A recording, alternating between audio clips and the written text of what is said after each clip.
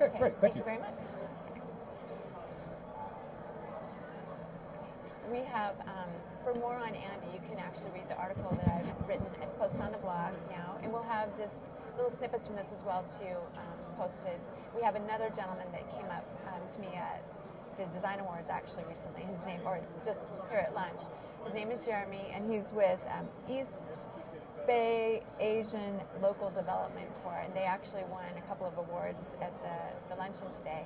And he said to me that he really liked the article that I wrote on levity for underperformers, and he was kind of sweet and came and sat with me, and he wants to, I'd really like to talk with him about the award that they won, a little bit more about his business because I'm not familiar with him.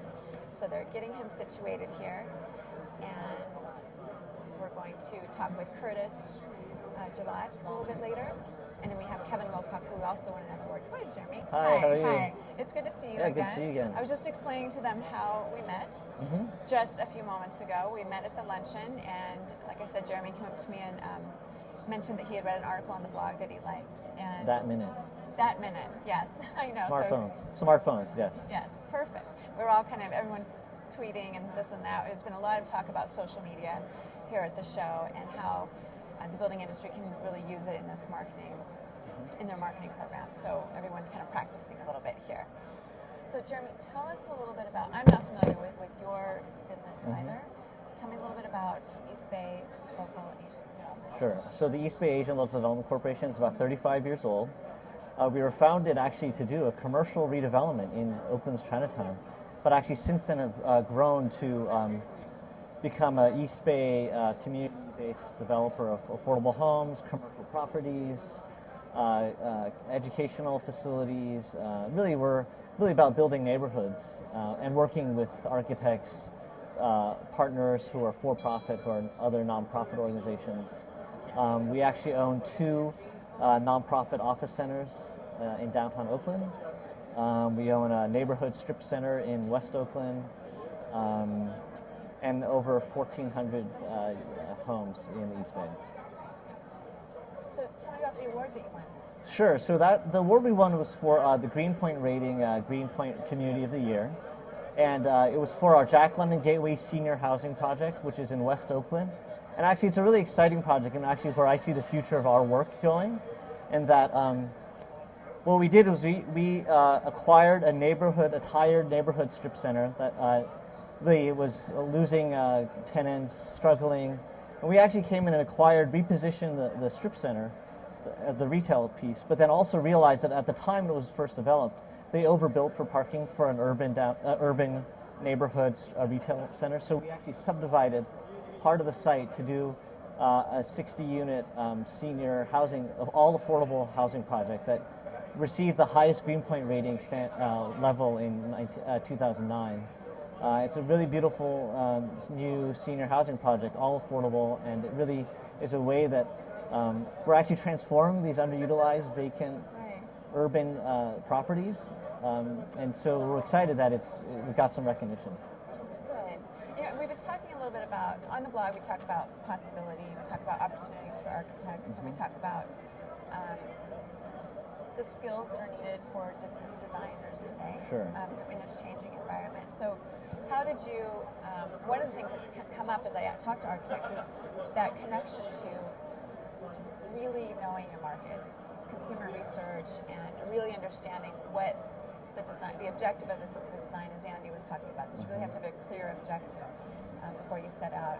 How do you go about, as the developer, how do you really go about getting your team involved and researching and communicating that and making sure everybody's on the same page? Sure, yeah, and I think it's even more, in some ways, the need to really understand your market is probably even more heightened in the affordable housing development community, where the demands of the market are not just aesthetic and location and spatial and whatever, but it's actually long-term operating efficiency, and how do you design in a way that allows the properties to be operated as cost-effectively as possible? Because what you saw in California a couple of years ago with the utility prices spiking is that you can only do so much to control the cost going into the future, and so really understanding the market of the affordable market is a really important key component of us selecting architects. And so our goal really is to work with architects as soon as possible, early in the process, and really help them understand what we understand about our market. As a community-based affordable housing developer, because there are two flavors in this world of affordable housing developers. There's the market-driven sort of a supply-demand builders who are trying to just build as much supply as possible to affect the affordability on a supply-demand basis. And then there's like us, the community-based developers who really understand our markets, really understand our niches, really understand that we could actually subdivide this strip center and let go of some parking to really do some dense housing development. So it's really, for us, it's an exciting process because we're really able to partner with architects to really help them, bring them to understanding the particular nuances of our market share. So whether it's the single room occupancy, SRO, formerly homeless housing, where the type of user is a very, very specific type of occupant. We're really able to bring that in partnership with the architect to understand the design. So we actually are excited because we feel like, as a developer, we actually get to engage in that process of design, maybe more than others would, because we're so vested in really understanding our market and our community. So tell me, how long have you been? Okay, so good question. Yes. So I've actually only been with the organization for about 7 months. Okay.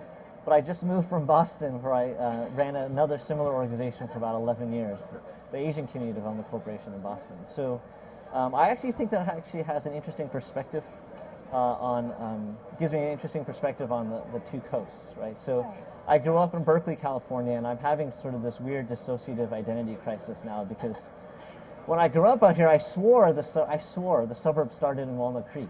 Right.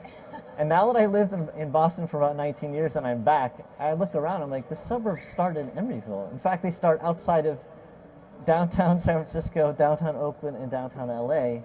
I'm realizing that all of California is this one giant suburb, Right. which I think now in terms of opportunity actually is a really exciting opportunity because I think the future is going to be in adaptive reuse, not just of physical buildings, but of place, right? Where places that were formerly, single zone development where you have all single family homes and a little bit of commercial.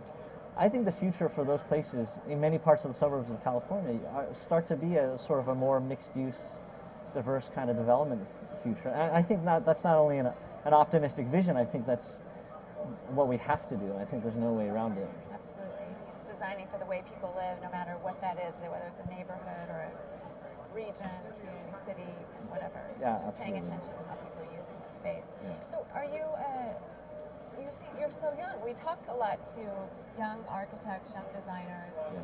What was your degree in your school? And you know so much about design. I have a degree in biology. Okay.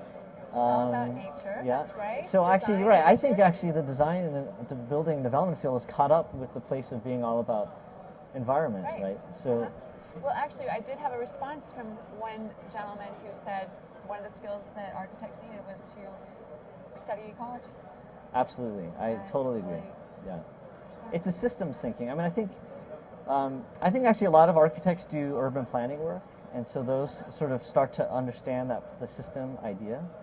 I think the more architects who understand systems, the better. I have a degree in biology. I did a lot of environmental planning work, and then I made the move into community-based housing development. So I think now is a really also good time to be doing this work here because I think now more than ever, housing is about good urban design and planning. I think housing is about good environmental planning and vice versa. So I think in California, where the greatest share of our greenhouse gas emissions relates to transportation emissions, you can only do so much to green our transportation infrastructure. The other thing you have to do is get people living closer to where they're working, where they're going to school, where they're shopping. That's the future that we see at EBALDC for the East Bay Asian Local Development Corporation.